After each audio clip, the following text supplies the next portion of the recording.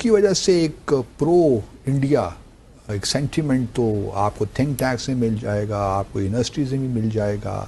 Even जो बड़ी बड़ी मल्टीनेशनल्स हैं अमरीकी, वहाँ भी बहुत से लोग बड़ी इंपॉर्टेंट पोजीशंस पे काम कर रहे हैं। सोचिए कि किस तरीके से अमेरिका में ही भिड़ चुके हैं मस्क और पीटर नवारो। ये जो चाइनीज हैं जो इंडिया की लीडरशिप को उन्होंने वेलकम किया, आपको लगता है कि चाइना इंडिया मामलात में वो एक कंफर्ट लेवल बिल्ड हो सकता है, और ये हमारे लिए टेंशन का शिकार मुश्किल हो सकती है? अमेरिका में जो थिंक टैंक्स हैं और भी पेंटागन है, वहाँ पे काफ़ी ऐसे लोग हैं जो इंडिया डिसेंट के लोग हैं। और इसी के बाद एलन मस्क एक्टिव हो जाते हैं और फिर एलन मस्क के प्लेटफॉर्म एक्स ने उनके पोस्ट पर एक कम्युनिटी नोट जोड़ दिया, जिसमें कहा गया कि भारत की रूसी तेल खरीद एनर्जी सिक्योरिटी के लिए है, ना कि किसी मुनाफे के लिए। तो ये एक हकीकत है जो कि इंडिया के फेवर में जाती है। अब ऐसा पॉसिबल नहीं कि अकेला अमेरिका ही पूरी दुनिया में सुपरमेसी करे, अपनी मर्जी के मुताबिक किसी भी कंट्री पर टैक्स लगाए, अपनी मर्जी के मुताबिक किसी भी कंट्री पर पाबंदियां। तो आप किस तरह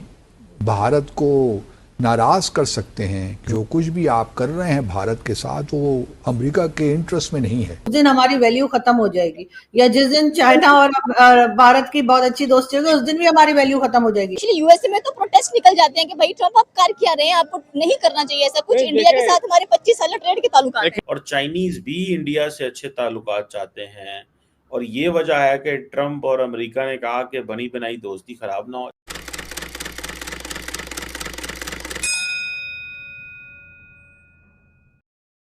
ये जो चाइनीज हैं जो इंडिया की लीडरशिप को उन्होंने वेलकम किया, आपको लगता है कि चाइना इंडिया मामलात में वो एक कंफर्ट लेवल बिल्ड हो सकता है, और ये हमारे लिए टेंशन का शिकार मुश्किल हो सकती है पाकिस्तान और चीन के लिए भी, क्योंकि इंडियंस अब समझते हैं कि हमें इस पार्टनरशिप को भी तोड़ना चाहिए। भारत किसी ऐसी जगह जाएगा जहां पर हम पहले से मौजूद हैं या हम भी हैं, तो वो हमारे लिए कोई प्रॉब्लम क्रिएट करेगा। ये हमने खुद ये बातें गढ़ी हुई हैं, ये हमें ऐसा लगता है कैसा होगा, जरूरी नहीं है।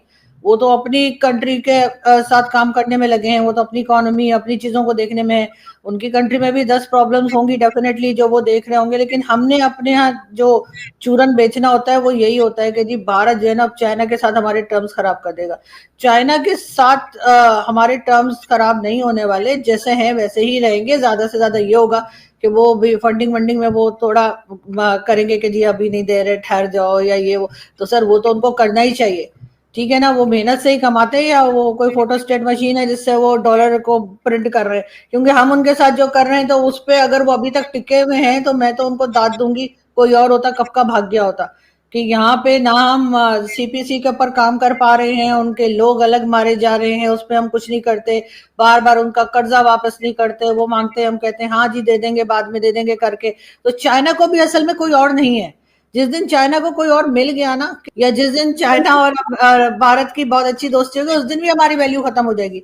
चाइना बेसिकली हमें इस्तेमाल करता है भारत के लिए, और हम हो रहे हैं। हम अमेरिका के लिए भी यूज होते हैं, हम चाइना के लिए भी होते हैं, इसीलिए हमें पैसा मिलता है। ऐसा कौन सा हमारे अंदर जो है हमने कोई ऐसे काम किए हैं कि हमारे अंदर हीरे लगे हुए कि वो आकर हमारे साथ काम कर रहे हैं। लेकिन हमने या तो कुछ डिलीवर किया होता तो कह सकते थे कि जी चाइना को तो बहुत फायदा हो गया जी, सीपीसी हमने टाइम से कंप्लीट कर लिया, ना कोई करप्शन हुई ना कुछ। लेकिन ऐसा तो कुछ भी नहीं हुआ है। हम तो उल्टा पैसा खाते चले जा रहे हैं। हमारे लोग पिज्जा फ्रेंचाइज बना रहे हैं, यहाँ से भाग रहे हैं। इमरान खान उन्हें क्लीन चिट दे रहे हैं। ऐसे इमरान खान की कोई बात नहीं सुनी जाती, हर चीज में कहते हैं इमरान खान गलत है, लेकिन आसिम सलीम बाजवा पे इमरान खान को किसी ने कुछ नहीं कहा। मैं कहता हूँ मैडम, आपको नहीं, लोग कह रहे हैं हम चाइनीज को खा गए हैं, ठीक है ना जी। तो हम भी तो चाइनीज के इंटरेस्ट को प्रोटेक्ट करते हैं, चाइना के की टेक केयर करते हैं, उसके बहुत सारे वेपन्स जो हैं वो इस्तेमाल करते हैं। फिर तो हमें यकीनन चाइना को हमने क्या पैसे दिए हैं? वो जो हमने उनसे जो वेपन्स लिए हैं वो सब लिए हैं, तो चाइना इस्तेमाल कर रहे हैं, तो भाई फिर हम ना इस्तेमाल हो ना। आप क्यों इस्तेमाल हो रहे हैं? आप तो कहीं से भी हथियार ले सकते हैं, हथियार तो आप लोग लेते ही रहते हैं, मिसाइल्स के एक्सपेरिमेंट भी करते रहते हैं। चाहे यहाँ पे 45% से ज्यादा लोग जो है पॉवर्टी लाइन के नीचे चले जाएं, फिर भी हमारे यहाँ तो सर ये जो डिफेंस बजट है या डिफेंस की चीजें वो लेना तो हम बंद नहीं करते। वेपन्स भी ले रहे हैं और सब कुछ कर रहे हैं। उसका रीजन अभी हमारे एक तरफ आप कहते हैं कि जी हमने भारत के साथ बात करनी है, टेबल टॉक होनी चाहिए। वो कल 6 सितंबर के दिन हमारे जो एयरफोर्स के चीफ है उनका स्टेटमेंट देखा हमने कि पहले हमने 6 जहाज गिराए थे, अगली बार हम 60 जहाज 60 गिरा देंगे। तो जब आप इस तरह के मैसेजेस देंगे, जब आप ऐसे मैसेजेस देंगे सर, तो क्या होगा? आपका क्या ख्याल है? सरदार बहुत खुश होगा, शाबाशी देगा, जाहिर है फिर भारत की तरफ से यही होगा कि हमने बात नहीं करनी। मैं कहता हूँ जब इंडिया 9 शहरों पे हमला करे तो एयरफोर्स चीफ क्या कहे कि सर हमारे अभी 75 शहर और रह गए, वहां पे भी हमला करें। वो एयरफोर्स नहीं चीफ एक है। हो गया ना, अब आप उनको ये बता रहे हैं हम तो जी 60 के ऊपर अटैक कर देंगे। उनको रोकना असल मकसद है, उनको रोकना। पाकिस्तान की तो सारी स्ट्रेटजी डिफेंसिव है, ऑफेंसिव तो है ही नहीं है मैडम। नहीं तो सर बात सारी ये कि एक तरफ आप कहते हैं आपने भारत से बात करनी है, आपने भारत के साथ डायलॉग करना है, आप टेबल पे लाना चाह रहे हैं, दूसरी तरफ आप इस किस्म की धमकियां लगा रहे हैं। अगर फॉर एग्जांपल अगर मेरा किसी से झगड़ा हो गया है और मैं उसके बाद उससे बात करना चाह रही हूँ, तो मैं क्या कहूंगी कि हाँ जी आप मेरे से बात कर लें, आए बात करते हैं या आए डायलॉग करते हैं, या मैं कहूंगी अच्छा तुम जरा मुझे फोन करो, मैं तुम्हें अभी पटक के धोती हूँ। और अगर आप ट्रेडिशनली भी देखिए तो काफ़ी अरसे से भारत में, अमेरिका में जो थिंक टैंक्स हैं, कोई भी आप उठा के ले लीजिए, बल्कि स्टेट डिपार्टमेंट है, और भी पेंटागन है, वहाँ पे काफ़ी ऐसे लोग हैं जो इंडिया डिसेंट के लोग हैं, इंडियन हेरिटेज के लोग हैं।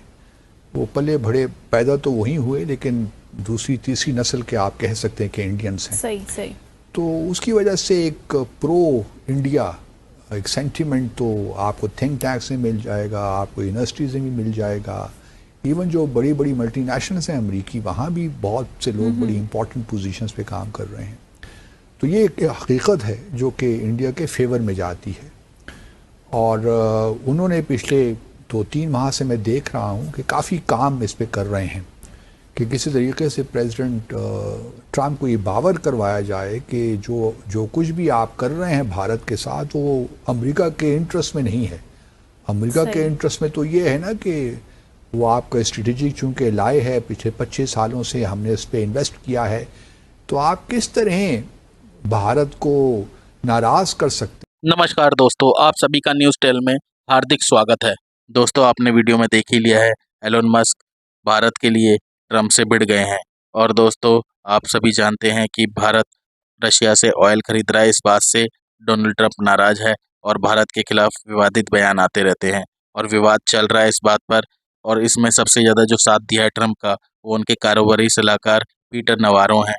और दोस्तों उन्होंने हाल ही में दोस्तों एक ट्वीट किया और उसमें लिखा कि भारत रशिया से ऑयल अपने पर्सनल फ़ायदे के लिए खरीद रहा है, जिसमें भारत का फ़ायदा है। दोस्तों जो डोनाल्ड ट्रम्प के पूर्व मित्र हैं एलोन मस्क, उन्होंने उसी ट्विटर एक्स पर कम्युनिटी नोट पर लिखा कि भारत जो रशिया से ऑयल खरीद रहा है वो ऊर्जा सुरक्षा के लिए खरीद रहा है, ना कि किसी फ़ायदे के लिए। और उसमें यह भी बताया गया रशिया से जो ऑयल की खरीद है भारत के द्वारा, उससे भारत किसी भी अंतर्राष्ट्रीय प्रतिबद्धता का उल्लंघन नहीं कर रहा है। तो दोस्तों आपको हमारी वीडियो पसंद आई तो प्लीज़ लाइक करें, सब्सक्राइब करें, शेयर करें। तो मिलते हैं आपसे अगली वीडियो में, तब तक के लिए जय हिंद।